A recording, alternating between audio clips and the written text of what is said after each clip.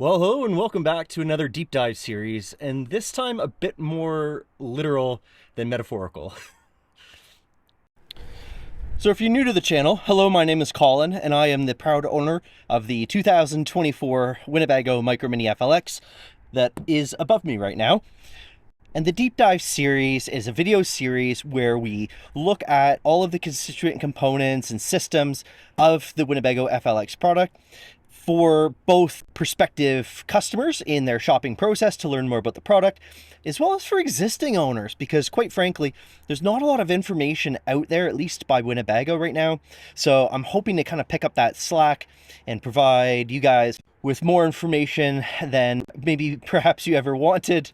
And I'm willing to, in the wintertime, crawl underneath this trailer here and show you around.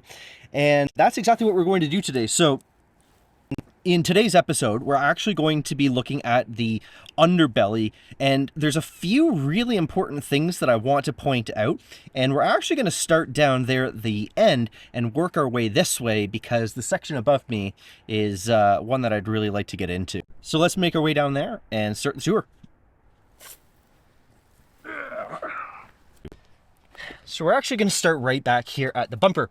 We can see that the bumper assembly is attached to the BAL NXG huck bolted frame using these huck bolts. We can also see this is our body support. So these are the parallel frame rails of the actual trailer frame itself.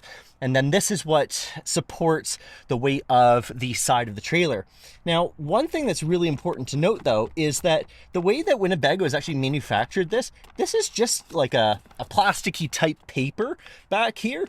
And there actually is room where you can get up and into what would be the underbelly, that enclosed underbelly.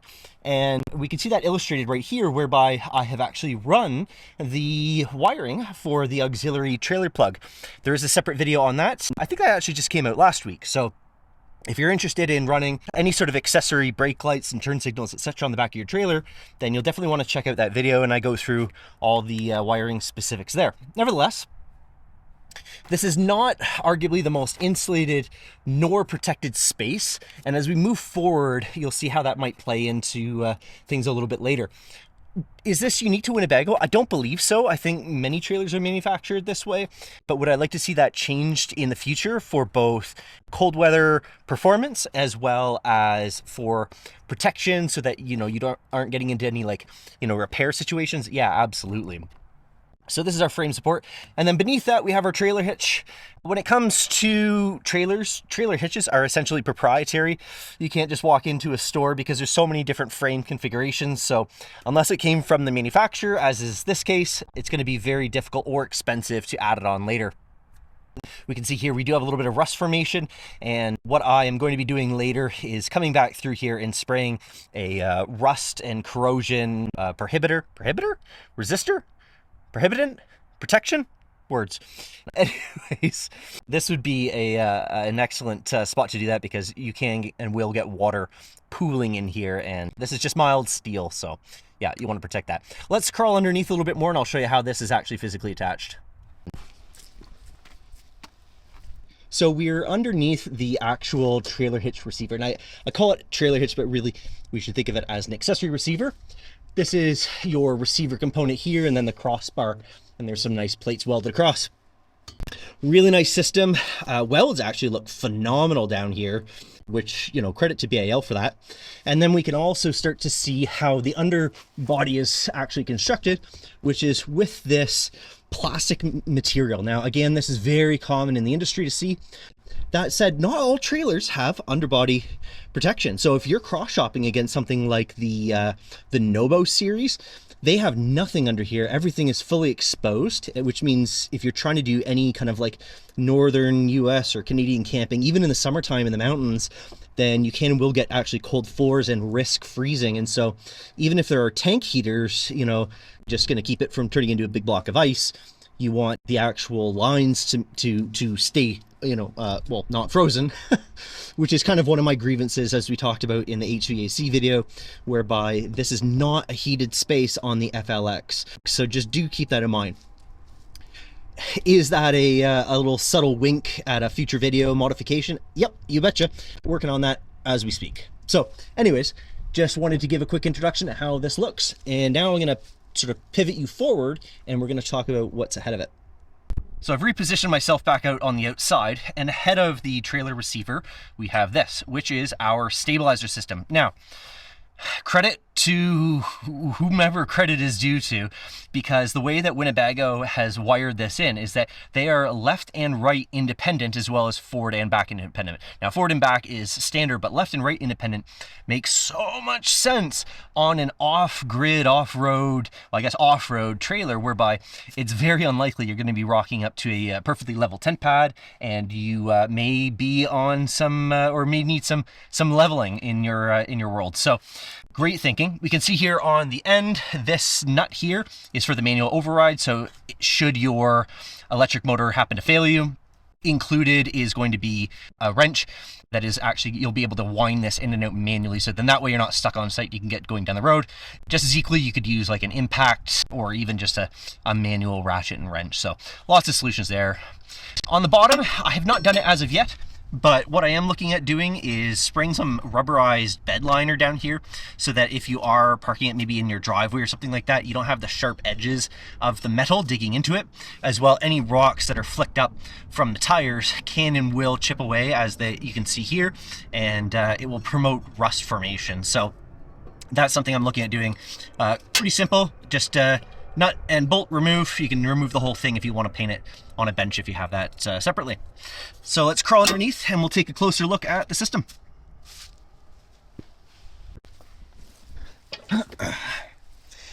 So making our way underneath, right here and right here are the two electric motors. They likely won't be very visible, unfortunately, from your angle, but they're easily accessible with two little nuts that hold them in, and they form on the gear drive.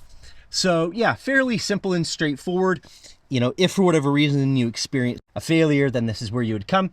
And then just do note that the wiring goes up into this underbelly, again, through this plastic corrugated material.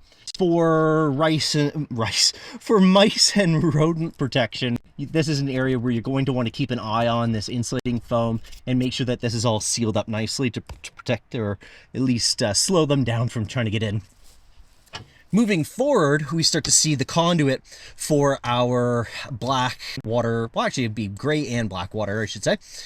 Hey, Future Colin here. Just need to make a quick correction from when I recorded the video. The very large conduit pipe tube, whatever, at the bottom, that is from your black tank. In fact, it goes right up into the bottom of the black tank, which is located the furthest back in the trailer. Your gray tank is actually located approximately over that rear set of tires, or the rear axle, even though that smaller conduit you can see up at the top is actually located further back, goes up into that underbelly and then crosses back forward. You can see here on this diagram how Winnebago did manufacture this. So I just wanted to issue a quick clarification. Anyways, back to your regular scheduled programming. Nevertheless, this is our conduit down here. So again, this is an area whereby this is just plastic PVC piping.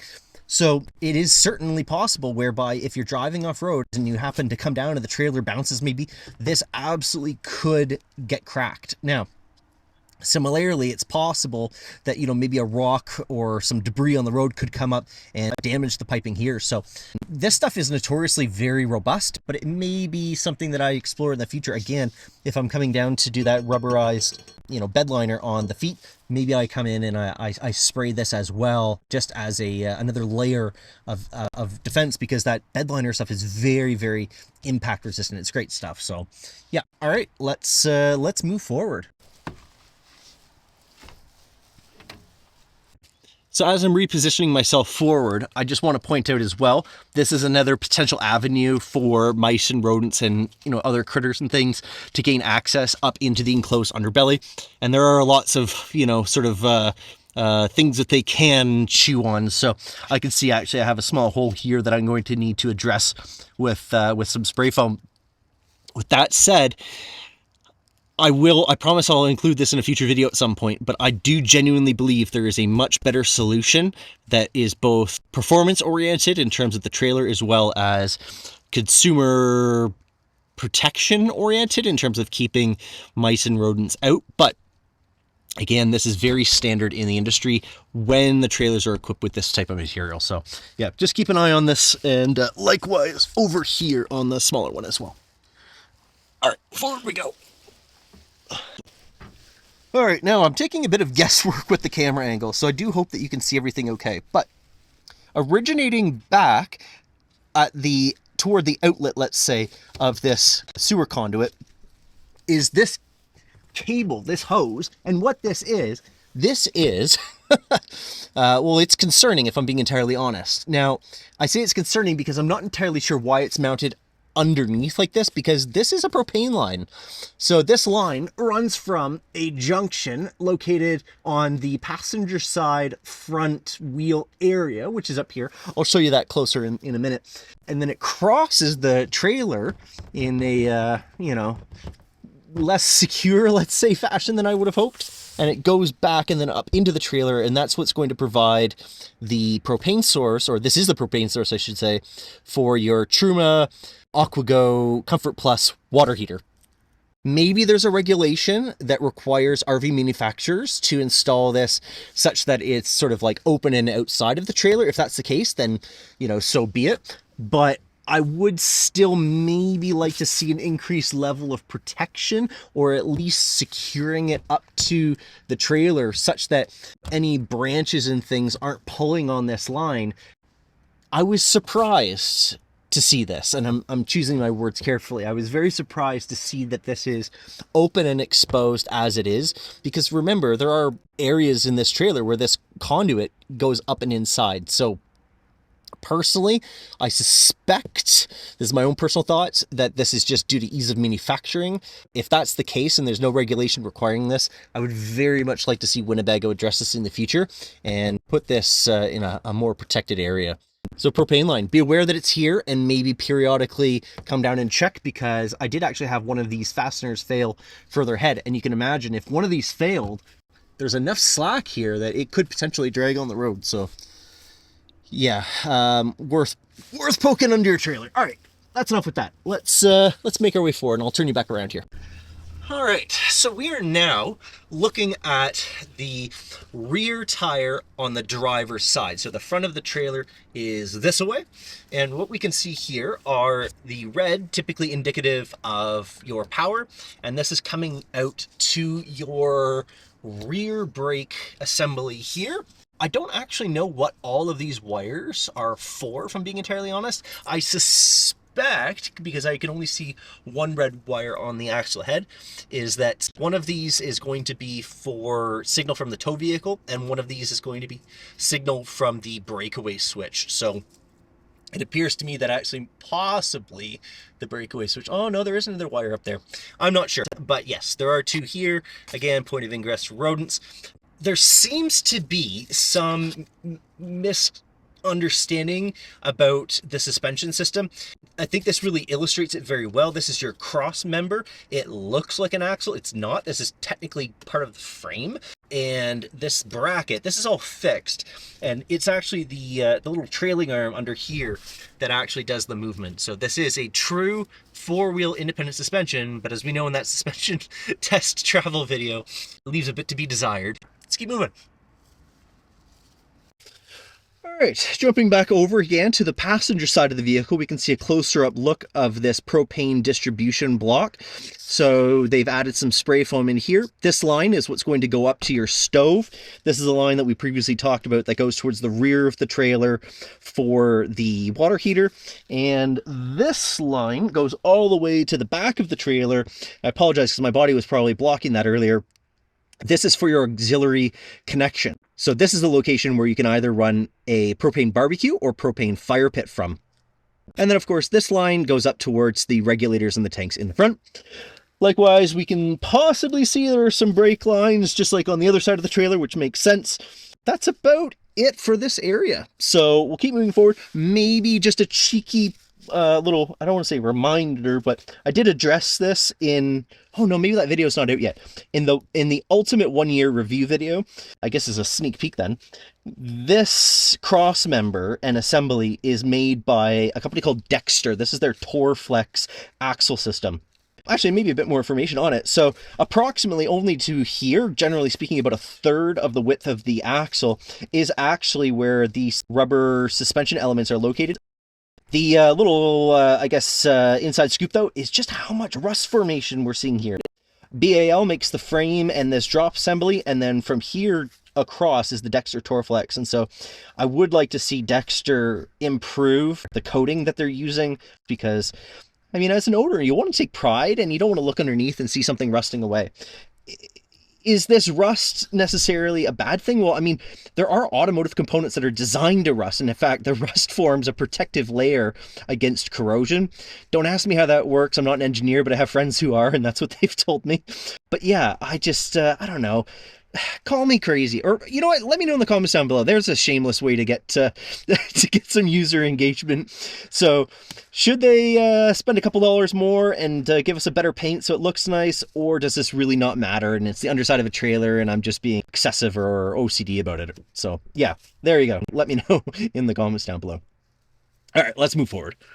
All right, coming forward, we can see this is the actual low point valve on our freshwater tank. So just lifting up this plastic underneath side here, we can see this is actually, I believe, physically the freshwater tank. But this little hose is where you would drain it when you're going through like winterization process, or maybe you're doing a flush, so you're filling it with fresh water and you're draining it out to sort of, you know, clean out your freshwater system. And there is this little valve here. Now, what Winnebago has done is they've added this little clear extension tube, which is a good thing because it does give you an idea if there's actually water in the system. However, when you're trying to operate this plastic valve, it is a bit of a nightmare, if I'm being honest. It's not, or I shouldn't say a nightmare, that's a bit being over dramatic. It's difficult to operate / impossible to do with one hand. Excuse me. And the plastic fitting, I don't have a lot of faith in. Other manufacturers are using brass fittings down here, and I would like to see Winnebago do that in the future. It's going to add a cost. They're going to externalize that onto the customer, but I think for what it's worth, it would be nice to have. So yeah, it's yeah, I don't love using this, and yeah, it is what it is, I suppose. So all right, let's move forward. So I don't have to go far to show you the next stop, which is this right here. Now, this is a strapping that Winnebago is using to secure this plastic material to one of the structural cross members inside of the frame. And that's just to keep it from hanging low and dragging. You can see that of the fasteners that they're using, one of them is already broken over here on the driver's side. Actually, I'm just discovering that now. So that'll need to be replaced. And I can see quite a lot of corrosion around the head, which is not awesome. Stainless steel hardware is expensive, but I would expect after, how long have I had this trailer? Like 14 months now? I would expect that the heads wouldn't be as corroded as they are. Yeah, it would be nice to see better hardware. Let's keep moving.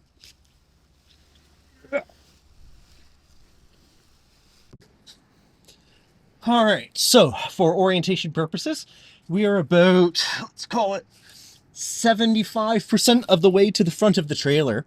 And it's actually this area that inspired me to make this whole video. And the reason being is, well, it's tricky to tell right here, but I'll give you another angle. There is a ton of exposed wiring and just as much wasted space. And this is actually the bottom or underneath of what is going to be like this part forward is going to be your storage pass-through compartment. And then this part back is probably going to be underneath the bed, I guess. Yeah, to the bed and to the sides of the bed.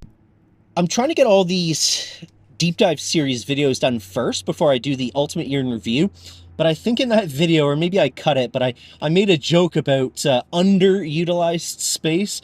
And what I was referring to, if that's in that video, is this, the space that is under the trailer that is not utilized, because yeah, this is a ton of space. And so this could and arguably should be used for, well, something. If it was up to me, what I would actually do is you wouldn't be able to relocate, nor would I want to, the big 65-pound battery or batteries, depending how you've equipped it from Winnebago. But down here seems like the perfect opportunity to install your MPPT solar charge controller, your inverter charger, maybe a DC to DC charger. And then what I would do is I would have an access panel that essentially seals this off. In fact, that's what I've been alluding to all along with this plastic corrugated material, because every trailer that I've ever seen, they treat the underside kind of like a crawl space, in the sense that it seems to be designed with the mentality that it's outside of the house. What I would like to see is more of like a furnished basement approach. So an actual laminate system that is modular in the panels that actually attaches to the outside of the frame, and you would have all of your propane lines and electrical lines and all that stuff up and inside the trailer. And then if for serviceability, you could come in and you could just simply, you know, unbolt some nice stainless hardware. Then you could gain access for service and repairability, because there's such a vast amount of space on a small trailer.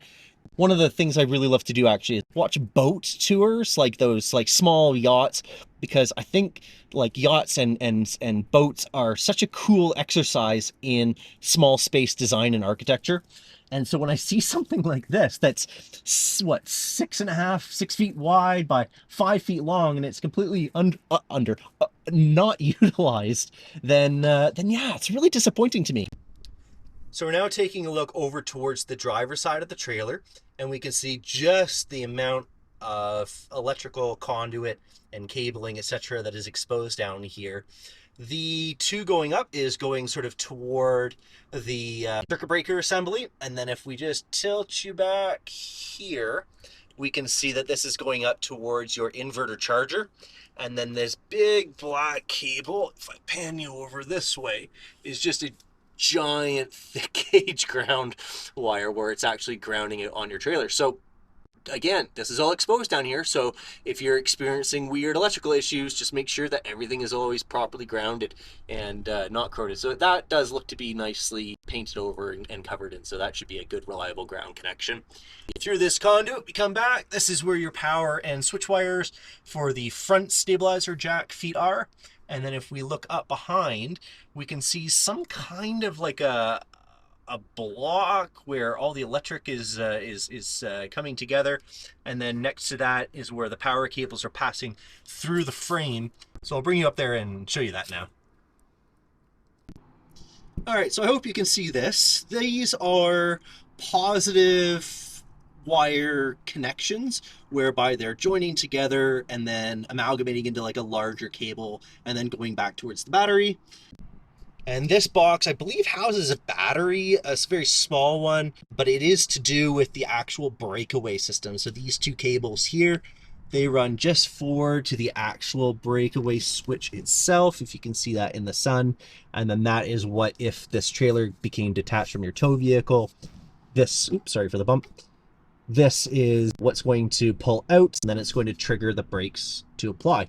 And then moving all the way forward and staring straight into the sun, we have the power cable that goes towards, oh, I don't know if you can see that, the power cable that goes towards the jack. So yeah, apologize for the lighting here.